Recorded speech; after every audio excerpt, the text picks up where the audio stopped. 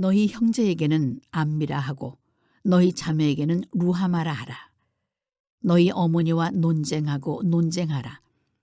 그는 내 아내가 아니요 나는 그의 남편이 아니라. 그가 그의 얼굴에서 음란을 제하게 하고 그 유방 사이에서 음행을 제하게 하라. 그렇지 아니하면 내가 그를 벌거벗겨서 그 나던 날과 같게 할 것이요 그로 광야같이 되게 하며 마른 땅같이 되게 하여 목말라 죽게 할 것이며 내가 그의 자녀를 긍휼히 여기지 아니하리니 이는 그들이 음란한 자식들임이니라. 그들의 어머니는 음행하였고 그들을 임신했던 자는 부끄러운 일을 행하였나니 이는 그가 이르기를 나는 나를 사랑하는 자들을 따르리니 그들이 내 떡과 내 물과 내 양털과 내 삶과 내 기름과 내 술들을 내게 준다 하였습니다. 그러므로 내가 가시로 그 길을 막으며 담을 쌓아 그로 그 길을 찾지 못하게 하리니 그가 그 사랑하는 자를 따라갈지라도 미치지 못하며 그들을 찾을지라도 만나지 못할 것이라. 그제야 그가 이르기를 내가 본 남편에게로 돌아가리니 그때의 내 형편이 지금보다 나았음이라 하리라. 곡식과 새 포도주와 기름은 내가 그에게 준 것이요 그들이 바알을 위하여 쓴 은과 금도 내가 그에게 더하여 준 것이거늘 그가 알지 못하도다.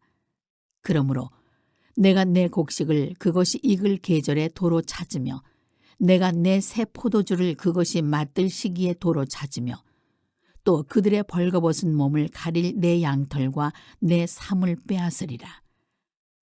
이제 내가 그 수치를 그 사랑하는 자의 눈앞에 드러내리니 그를 내 손에서 건져낼 사람이 없으리라.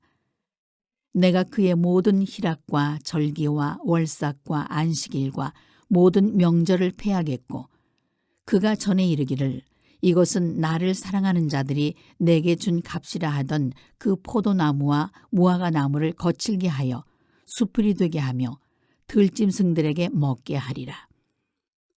그가 귀고리와 폐물로 장식하고 그가 사랑하는 자를 따라가서 나를 잊어버리고 향을 살라 바알들을 섬긴 시일대로 내가 그에게 벌을 주리라.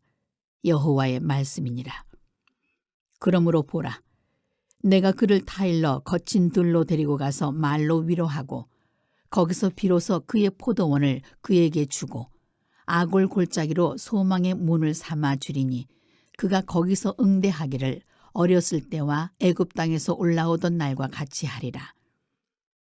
여호와께서 이르시되 그날에 내가 나를 내 남편이라 일컫고 다시는 내 바알이라 일컫지 아니하리라. 내가 바알들의 이름을 그의 입에서 제거하여 다시는 그의 이름을 기억하여 부르는 일이 없게 하리라. 그날에는 내가 그들을 위하여 들짐승과 공중의 새와 땅의 곤충과 더불어 언약을 맺으며 또 이 땅에서 활과 칼을 꺾어 전쟁을 없이 하고 그들로 평안히 눕게 하리라. 내가 네게 장가들어 영원히 살되 공의와 정의와 은총과 긍휼이 여김으로 네게 장가들며 진실함으로 네게 장가들리니 내가 여호와를 알리라. 여호와께서 이르시되 그날에 내가 응답하리라. 나는 하늘에 응답하고 하늘은 땅에 응답하고 땅은 곡식과 포도주와 기름에 응답하고 또 이것들은 이스라엘에 응답하리라. 내가 나를 위하여 그를 이 땅에 심고 긍휼히 여김을 받지 못하였던 자를 긍휼히 여기며 내 백성 아니었던 자에게 향하여 이르기를 너는 내 백성이라 하리니 그들은 이르기를 주는 내 하나님이시라 하리라 하시니라. 오늘도 여러분 이른 새벽 미명 주님 품에 잘 나오셨습니다. 이 호세아서를 읽으면서 우리를 향한 하나님의 그 지독한 사랑, 그 놀라운 사랑 앞에 또 우리가 감복하게 되죠. 오늘 호세아서 2장인데 역시 호세아서 2장 안에도 우리를 향한 그 하나님의 위없는 사랑이 잘 계시되어 있는 것을 보게 됩니다. 크게 이 호세아서 2장은 두 내용으로 나눠 볼 수가 있어요. 첫째는 음란을 제거하라 라고 하는 그 말씀이 상반절에 쭉 나오고 있는 걸 보게 돼요. 뭐를 제거하라고요?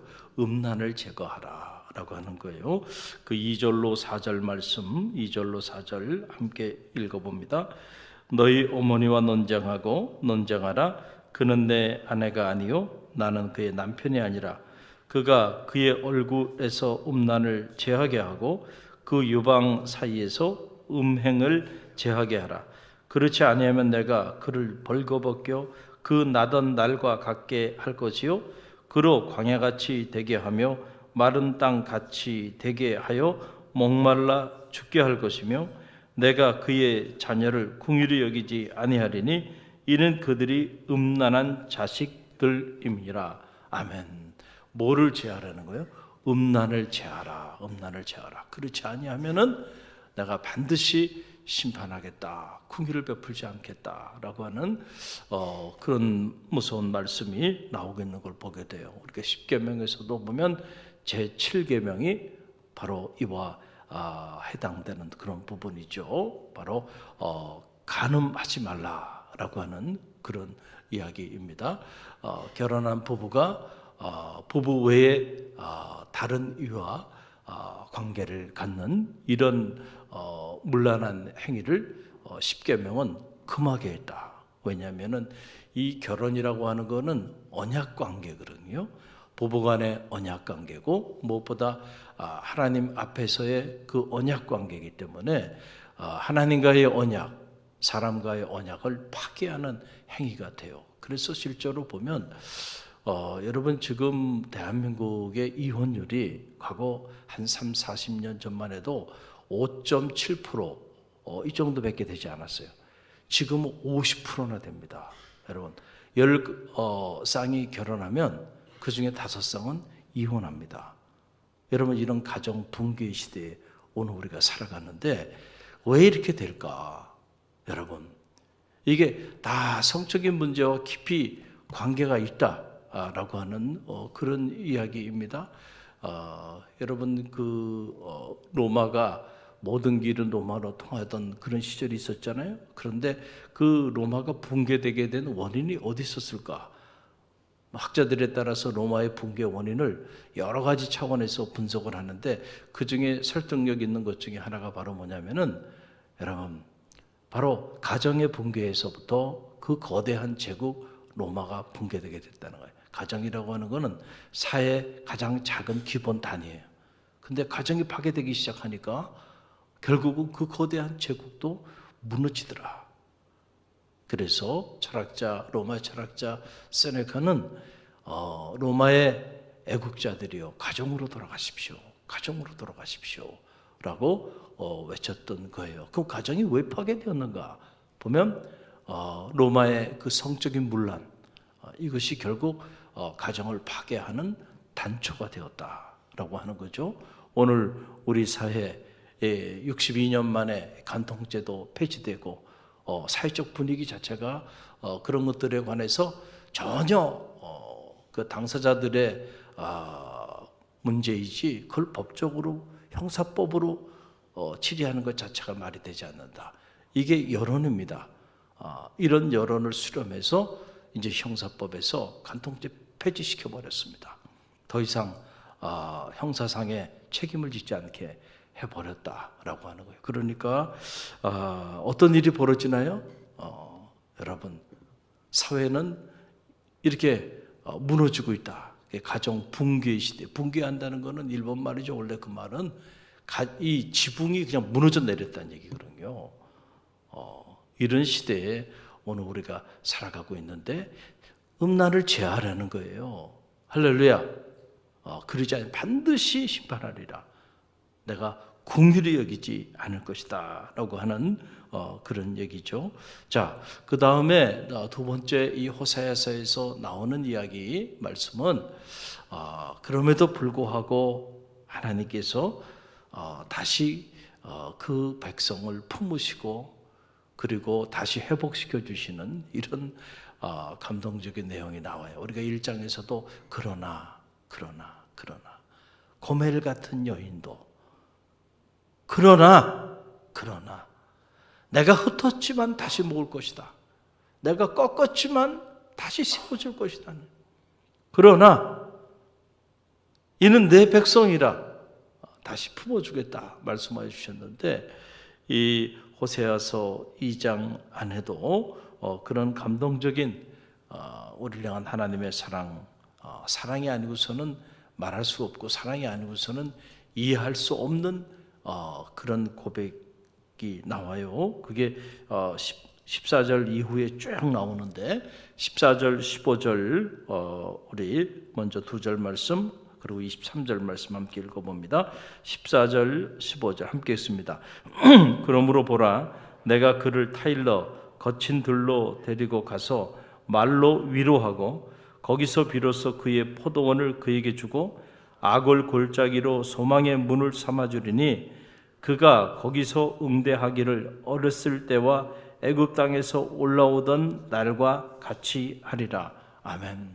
그를 타일러 말로 위로하고 그래서 다시 회복시켜 주시겠다라고 하는 그런 내용이 쭉 나오고, 마지막 23절이 그 결론입니다. 23절 함께 읽어봅니다. 내가 나를 위하여 그를 이 땅에 심고 긍휼히 여김을 받지 못하던 자를 긍휼히 여기며 내 백성이 아니었던 자에게 향하여 이르기를 너는 내 백성이라 하리니 그들은 이르기를 주는 내 하나님이시라 하시니라. 아멘.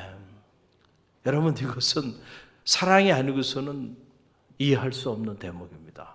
그렇죠? 내 백성이 아닌 자들이야. 이미 내 품을 떠나버렸어. 고멜 같은 이런 음란한 여인, 배신자야. 그런데 그는 내 백성이라 하리라. 할렐루야. 이걸 우리가 칭의라고 말하는 거죠. 우리는 다 이 고멜 같은 그런 삶을 살아가고 있어요. 여러분, 이 간음도 육적인 간음도 위험하지만 영적인 간음은 더 무서운 거죠. 하나님보다 세상을 더 사랑하고요. 데라는 세상을 사랑해서 세상을 향해 갔는데 세상을 벗삼아 살아가는 것이 하나님과 원수되게 하는 것이다. 그랬거든요. 그런데 우리의 마음의 깊은 자리에 하나님보다 더 사모하는 것들이 너무 많아요. 너무 많아. 내 안에 하나님보다 더 사랑하는 것들이 더 많다니까요. 겉은 믿음의 길을 걸어가고 있는데 그 속에 들여다보면 내 안에 내가 너무 많어. 내 안에 하나님 아닌 것들이 가득해. 이게 다 뭐예요? 영적인 음란이에요. 그렇죠? 하나님을 배신하고 하나님 품을 떠나고 음욕을 품는 것만 해도 마음에 그거를 간음자라고 주님께서는 보셨는데 그 정도가 아니야. 이게 마음이 중요한데 우리의 마음에 하나님 아닌 것들을 너무너무 사모해. 너무너무 흠모해. 어떤 경우 하나님 아닌 그것들을 성취하기 위해서 기도하고 그것들을 성취하기 위해 하나님을 이용하는 이런 끔찍한 일들도 우리 안에 있다는 거예요. 할렐루야. 이게 다 음란이에요. 영적인 음란이에요. 그런데 그럼에도 불구하고 하나님이 여전히 너는 내 백성이라, 내 자녀라 칭하여 주신다는 거예요. 은혜입니다. 할렐루야. 이건 전적인 하나님의 은혜이죠. 그래서 내가 나를 위하여 그를 이 땅에 심고 긍휼히 여김을 받지 못하던 그에게 긍휼을 베풀어 줄 것이다. 내 백성이 아닌 자들에게 내 백성이라 이렇게 칭하여 주시겠다라고 하는 그런 말씀입니다. 특별히 시간이 빨리 지나가죠. 한 해 벌써 반년이 지났습니다.